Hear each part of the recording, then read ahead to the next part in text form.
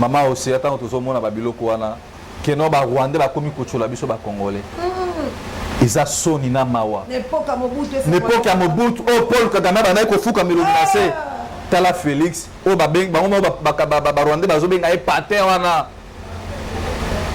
Mboke sile valeur. Banani ba kozongisa valeur wana soki biso ba gente.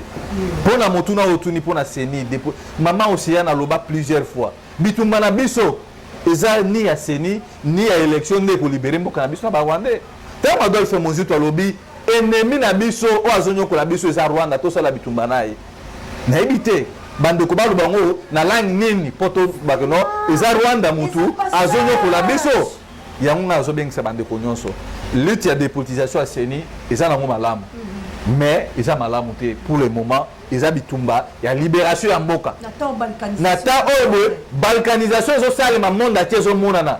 Balkanisation silencieuse. Bazo boma ba Congolais silence radio mutu moko ta zoloba. Alors ba jeune Congolais. Bozo zela nani aya ko bundela bino. Ba diaspora bazo bunda bitumba niveau na bango. Mais biso tozo na kati ya mboka nini tozo sala. Bande ko nga IDPS. Bozo moko bozo la sentiment wana. Bozo na mupanzi to ngwana bondoki o Kagame alesi biso a Congolais. Tobi que no Félix Azande kuna bino bo soutenir pona ndeko que no tribalisme o to benga meme yango. Mais ando ya wana Félix Azande kuna bino baluba oui. Mais ça peut bande kuna biso bangala ba Swahili. Mais total na le danger o mboka na biso se courir. Lelo o to kondima que no tango Paul Kagame bazo finga président Félix. Et ça bazo finga biso tout ba Congolais. Mais pourquoi tozo continuer toujours comme la biloko wana? Même à Tabino Bosan à IDPS, le lot aussi Bobimi Boké na Brazzaville, bah au quotidien, tout bas Congolais, parce que nulle part n'a passé pas, bah au Comakeno, aux hommes ou IDPS, aux hommes Moulouba, aux hommes Mungala, aux hommes Babeso, biso tout bas conflit na courte, biso nyoso. Alors maman Océan, dépolitisation à Séni, oui certes, ils en ont bien, mais ils en ont bien té. Bah nous on va se pour la dépolitisation à Séni. Bah la dépolitisation à Séni, ils ont profité pour la bataille politique. Donc on a les lots au boy. Ozomona muke Kabila a commis kosukwa manamiso ba Congolais. Ozomona que lutte de dépolitisation seni eza pona bactère politique ne ba komi ko zongi sa lisusu batu wana na scène politique. Mais bitumba ya révolution mama Océan.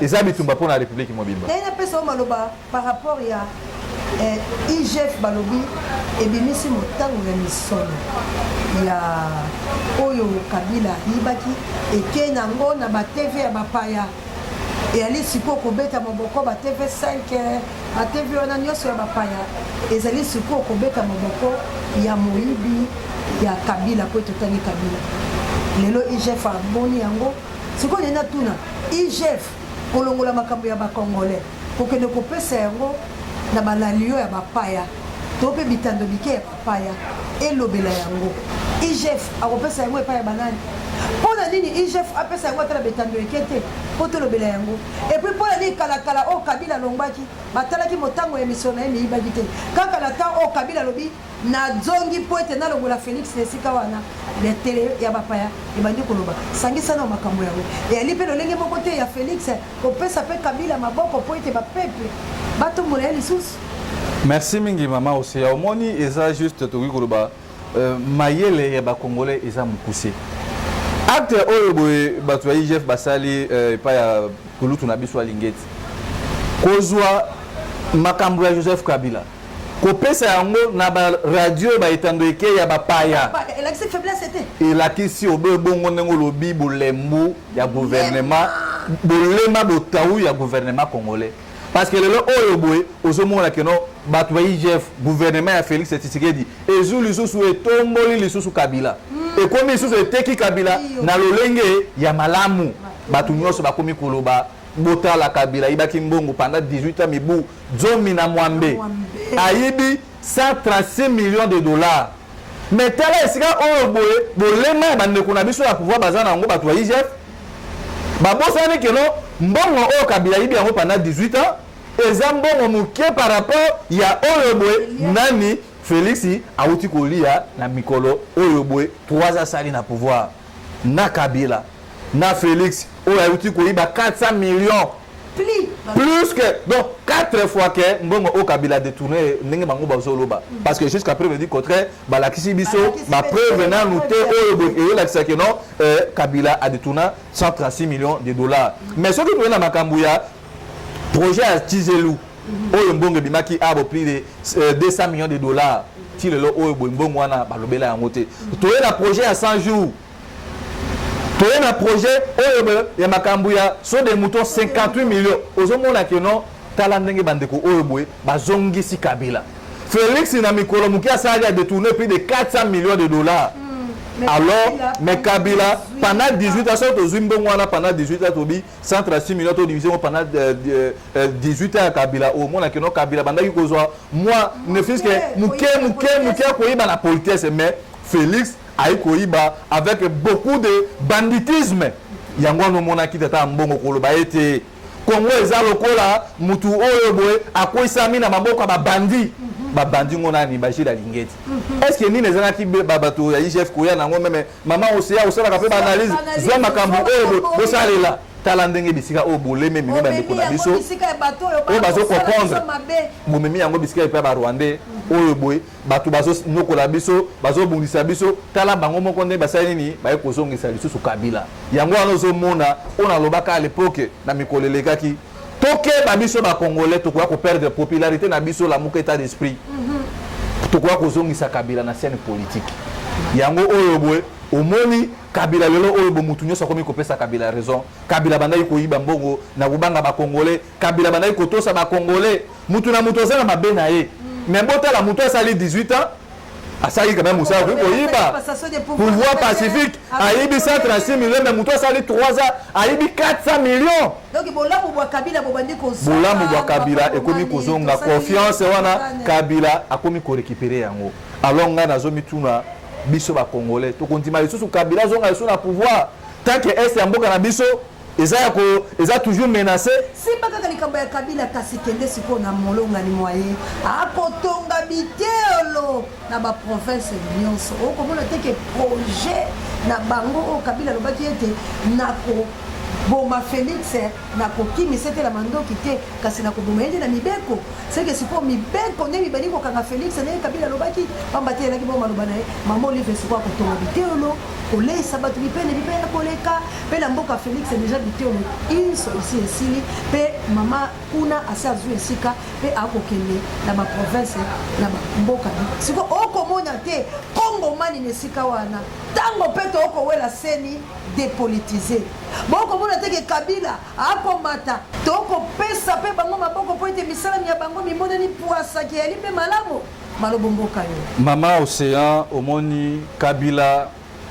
naibaka message na suka lobaki na Assemblée nationale abi comprenez ma passion pour la République abinga na koloba émotion tenenge Mobutu alobaki mais beaucoup prendre passion na ngai bato basekaki bamona comme si que no Kabila azosa la comédie théâtre de chez nous lelo oyo boye bato nyonso bakomi kosenga bozongi bwa Kabila président Martin Fayulu kolela te mona mboka egla komona mosika tika kolelo kolele sangai kati l'émission na lobala océan tolela susu te to kolo aigle président Eli pinzoli oyo kotangisa koloba ete papa tala bisika tokokende tobeta libaku mabe te nzambe ali na kati mwana mboka otangisanga pinzoli te président Eli tokolela na Congo na yo président tala bisika tokokende na Congo président tala Congo lelo Kabila akomi kozwa motango mobapeple Congo Congo ya bakoko Congo ya bato ya mayele Congo ya bato ya bwanya milimo ekipa vita ya Simon Kimbangu ya bakoko babiso bitelemi Congo olali wapi Kabila nyokwi peuple ya bomie lelo Kabila yoka kolela babiso la bukolo kabuya cha vidéo oya papa Etienne Tshisekedi. On a promis, ceux qui sont au pouvoir ont promis Mont et Merveille, surtout à l'Est, où la sécurité est très menacée. Mais maintenant, même cette population est complètement déçue parce qu'il n'y a pas de changement avant ou après le Sans City, il n'y a pas de changement à l'est du pays. Donc, encore une fois, ça montre l'incapacité du gouvernement. Maloba ya Nkondo Tshisekedi. Alobi tikino lelo este wa mboka ekozwa kimia te. Ya libadongolo biso. Leta moyitu. Wana bande kobokela Mobutu. Kasi lelo este ya mboka ekozwa kimia te. Mimi sengi to ça. Alobi mboka. Merci maman aussi. Hein? Omoni na mutuno tuni pona Kabila. Kabila komi kozonga lisusu na scène politique. Soki totali Rosimu Kendi, ba Thérèse Kapangala, ba Sango. Eza erreur moke o biso peuple congolais tosali pona kondima kotambola lisusu na peuple na Kabila longo moko. Lobi sitini ezalaki na liboso ya Seni. Bomoni que notre biso peuple auto ça état d'esprit batu o ba nyokoli biso pendant mibu ebele batu o ba participer na génocide il y a millions de Congolais et de Congolais bango anande lobi ba komi ko so aller devant ya ko so memo pona okendo côte sango na kati ya Seni na moni inagos na moni ba cadre ya PPRD na tikali komona représentant mon côté ya côté ya biso peuple auto ba kalamuka tala bisika oyo boye to kozongisa lisusu Kabila mabe nyonso Kabila sali elimbisami na mai et puis ozomona bitumba oyo biso to bundeli yango depuis 2018 pona koluka makambo ya Seni oyo ezala malamu pouvoir ya Martin Fayulu bayibi yango tala lelo oyo bisika Kabila bazongi su Kabila na scène politique ba chaîne internationale nyonso ekomi koloba malamu ya Kabila. Cela prouve que non Kabila fort dommage asa na possibilité ya kozonga na 2023 yango nazo senga na peuple congolais botala maya miso ya biso etangi awa to fungola miso batu lokola Kabila bakoko zonga lisusu te bomoni wana mama Olive Lembe depuis balongwa na pouvoir na bango na 2018 baloba keloko moko te bakomi kosa siko ba action sur terrain pona kotala lelo batongi na Kasai lobi bake na province boy bakebo eza déjà propagande oyo bande kwana babandi baye ko distraire biso na lutte lobi bango wana ba dunia kilanga batu oyo boye ba nyokola batu awa na Kinshasa awa ba beta batu ba machette ba pesa batu na bango machette. Alors biso peuple congolais tous à la distraité président élu Martin Fayulu tozo senga na yo espoir ba congolais nyonso balobaki ezalaki changement c'est Martin Fayulu botala lelo oyo batu oyo nde ba komi kozwa muke les devants ya makambo. Cela nous doit nous interpeller plus. Papa Etienne Tshisekedi dit en Koloba awa boy. Non, ma papa maman Océan. Au moins papa Etienne Tshisekedi bah ça parmi batu oyo boy. Ba participer na mabe ya Congo. Papa Etienne Tshisekedi aza mutu oyo ba bana ko coopérer na ba Rwanda. Ozomona ko matambe na bango za ya famille. Mwana zolanda matambe ya papa na ye. On juste bana ko sala biso za ki distraction. Lelo oyo boy yango moni Kabila à comprendre congolais. Alobi Nabi Misabo Taoubo lema ya acteur politique congolais Félix lelo oyo boy tango bazo ba keno Kabila ibi mais 400 millions kangi na mongongo likambo ya ram okomema on a zomi tuna alors Matata Ponyo a défié justice yo akena pete justice pays alors ce qui Matata Ponyo a défié justice au plus fort raison Kabila ou atia Félix na pouvoir nazomona importance moko te ya bandeko oyo mama aussi yango wana moni pona makambo oyo bino bolobi Kabila déjà ayeba ikeno akozonga na pouvoir yango wana omoni lelo oyo boy a travailler na Félix abimisi bolumbu ya bandeko na biso IDPS donc Kabila comme sikoyo boy maître ya RDC yango ozomona Kabila ba chaîne nyonso ezolo babolamu ya Kabila et puis ba congolais déjà bakomi na moi hésitation to pesa yo moi confiance azonga lisusu alors moi je dis Kabila kozonga na pouvoir peut-être à défier Félix Kabila kozonga na pouvoir je ne pense pas mais la seule responsabilité maman Océa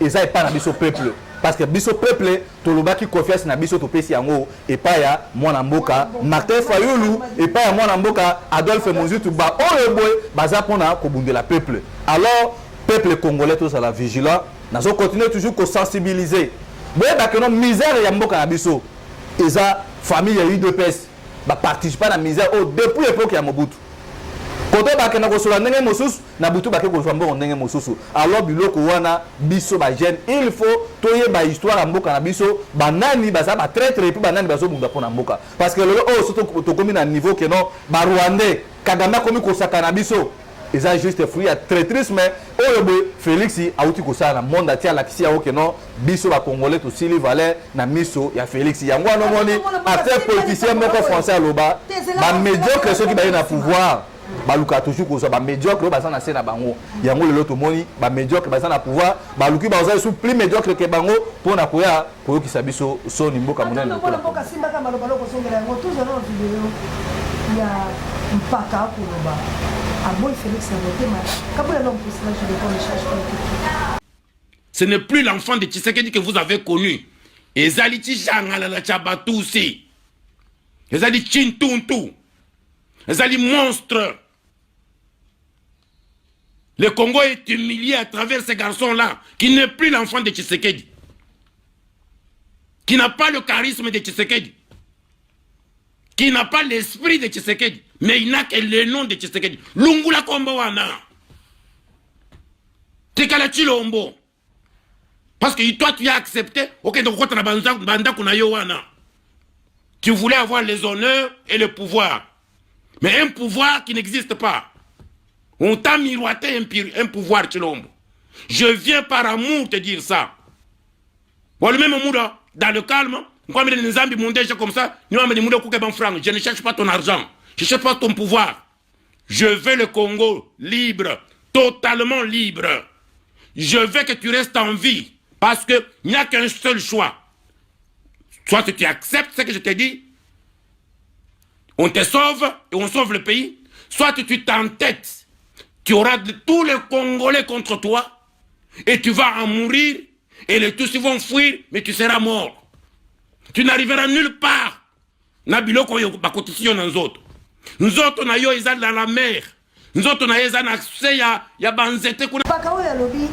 Félix Azali, moi, je ne peux pas te sécurité. Azali, Kamoto, je vais te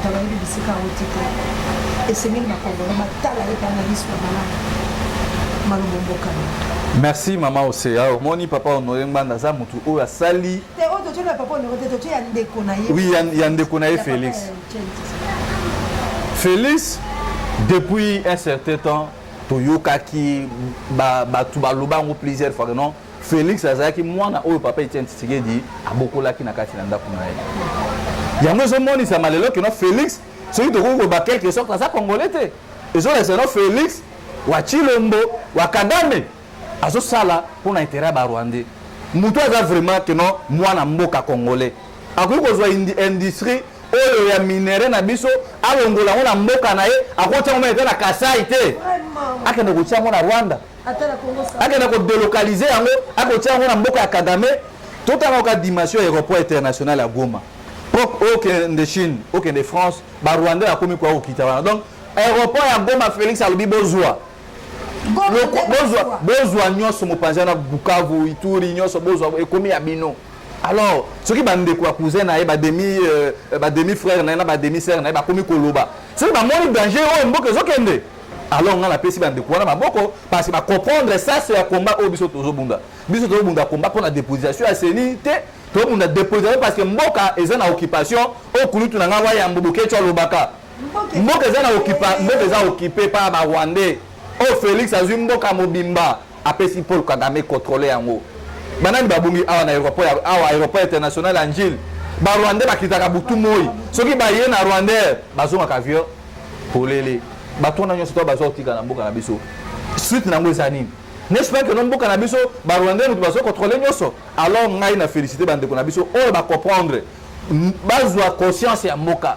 Tout le monde que non oyo makila na nga oyo bonini ubeke dialo pona ba mbongo pona ni to longo totana no mboka na biso bitumba oyo mboye Mobutu aloba s'il s'agit pour signer les accords avec les diables pour l'unité de la RDC. Est-ce que tant Mobutu azaki na vie atama ba mtungulu tonge bana ezaki okala lelo te mama koza mboka mobimba lokola aéroport agoma ko pesa wana ba Rwandais ko délocaliser industrie et puis financement on a outil dans gouvernement congolais. C'est trop dangereux.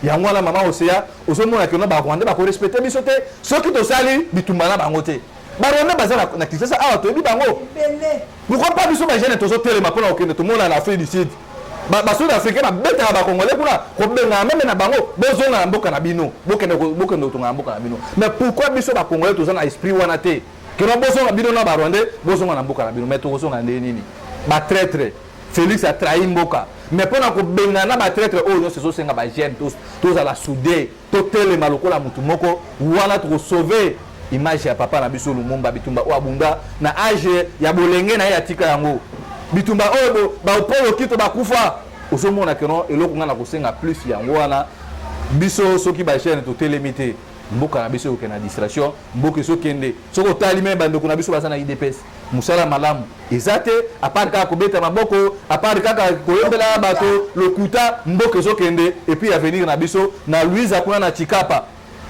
to ya maladi ya kwashoko rheumatique bato bazokima mboka ekomi zamba banani bazovanda kuna barwandais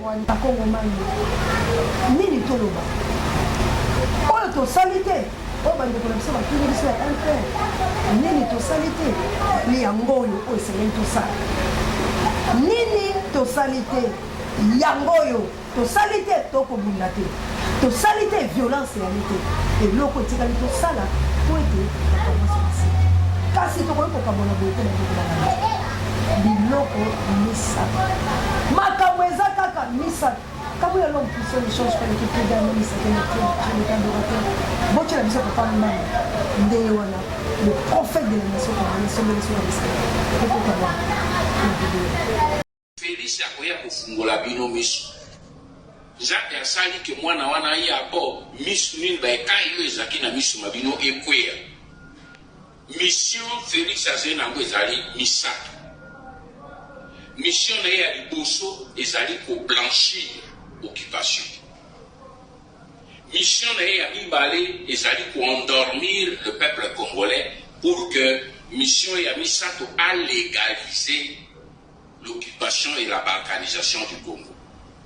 Bobo Sarate retenu 3 missions wana soki to stopper attenter lobby beaucoup me rappeler que a honoré mana ebisaka kazena 3 missions yango ya compris yango. Nous devons stopper ce garçon. C'est notre fils, c'est notre frère, nous devons le stopper. Et c'est le colomoni moine ya yibi, livré en dakwazo luka kende ko brader yango, pour sauter les colonnes et simbi et pour plaquer au sol. C'est ce que nous devons faire avec Félix. Nous devons le plaquer au sol. Pour que tu retires maintenant, j'espère que ce langage-là va disparaître. Pour moi, que moto binozo lugabo était avait na idée à côté ba était avait na idée a été babuna. Alors la seule solution surtout zenango to simbaye to plaquer au sol. Mwana mboka na banzi tolandi bongo papa nganda la bengele le prophète kwa banda ko fungola bakongo mani miso ayebisi bango Félix ayekolonga be kai na miso pe aye na miso misato pe miso yango yo balkanisation ya République démocratique du Congo. Mwana mboka nini okoloba pe yali manoba nao ya suka pona boka bona.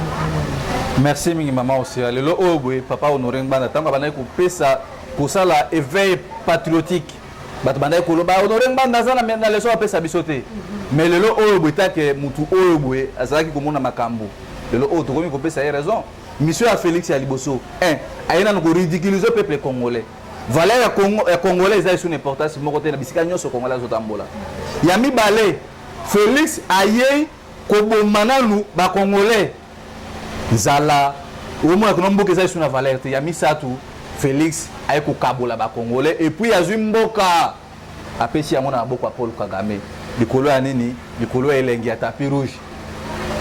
Alors eloko eko senga biso ba congolais eloko oyo tozo ko interpeller ba congomani to telema to longwa ba divergence politique na biso to longolonga na za muswahili ngana zabu to tala nanu mboka même musée à l'époque aloba le père Kabila le père alors biso ki to sali attention te to koma banyangala kata libuso ba Rwanda oyo boy yango musée alobaka tozwa même ba milangi mabanga ba flèche nini ngbenze oyo ke osenga no pona kotelemela ba petit touti oyo boye maloba wana ba vidéo ezali oyo musée déjà à l'époque amonaka danger alobi ba congolais soki bosala attention te bokoma ba marche à pied ya ba rwandais imaloba ya musée lelo oyo boye komi osala nini ekomi kokokisama maloba ya papa Honoré Mbanda lelo komi kosala nini ekomi kokokisama yango tomoni aéroport ya Goma esala nini ekei yango tomoni lelo oyo Kasai ba rwandais basombi yango lelo oyo tomoni que non c'est le Rwanda qui dirige la RDC yango nazosenga ba congolais lutte de politisation ya CENI eza malamu mais malamu yango bomoni bakabila nde bakomi kosomba sombi yango komi ya bango bomoni lelo oyo boba inagosi badunia kilanga bakomi ondire nde bango nde pepe pesi bango esu confiance ezongi su bango esu na scène politique mais lutte oyo biso tozosenga eza ya révolution eza ya kobengana baoccupant oyo bazumboka na biso yango nazosenga bandeko nyonso oyo bozwaka lutte na biso ya considération samedi et puis dans les jours à venir maman aussi yande to sola kina ba camarade de José Mbungu Lumumba to ça la septième liboso ambassade à Rwanda pona koloba que non to lingite banda ku oyo de Kagame lingi ku kotonga mabele na biso sima ya kotonga mabele ni kotonga banda ku wana akotia banani akotia ba soda na ye akotia ba ndi kozwa muke Félix Owaza impuissant na batuna nyonso ba omona makambo za koleka ba kolobela ko moko te mboka na biso ekokene ndenge wana yango nazosenga bandeko nyonso bana ya papa Honoré Mbanda ba Guy Lumumba bakulutu na biso boya to ça la force ba Trésor King bandeko Dosta mama Osea to sana bango awa Lumumba na bandeko misusu soki to telemite mboka na biso mutu mususu akobundela ngo azate mais samedi nazosenga toujours bana nyonso ya changu oboyaki lobby dimanche na ndako keno cordon Bruno Mimbenga lobi ni pona marche na bengi sibino nyonso samedi na tongo tokutala totelema tozokenda bitumba tokenda kobina liboso assemblée nationale wana te tokolakisa ngobila ke no biso pe tozami bali lokola bango na Jatini na Silvano Kasongo ata akobomba mboka mobimba te numéro ya téléphone na ngai bandeko oyo bakoki kosolola na biso eza na plus 243 81 73 11 702 Maman de la Suisse, mon salaire m'a beaucoup aimé. Pour les matés, tu as fait soutenir biso, tu étais samedi tout. Maman nangai, tu as la qui la vendeko. Sunga, Tobima. Sunga bano bakende. Petit frère propre. L'Espagne, yo moko yebi. Zona, tout ça ma kamoto goka. Équipe pour la terre, na cause la vie. Maman Eugénie Zezalan. Mana nanga États-Unis d'Amérique na kundena na mon konzi na Angleterre JKM pour le matin aux Africains qui l'a même pour le premier femme pekato plus 49 maman nanga la chabienne plus 49 bana Lumumba bakoko Nzezalandu bana Nzezalandu to kundela mabele ce qui est soyé ngana bino nous allons parler de quelque on a comme le mot il faut que la femme va comme machonnaire bongo bango ba ko senga il est qui militaire pour la soldat ingeta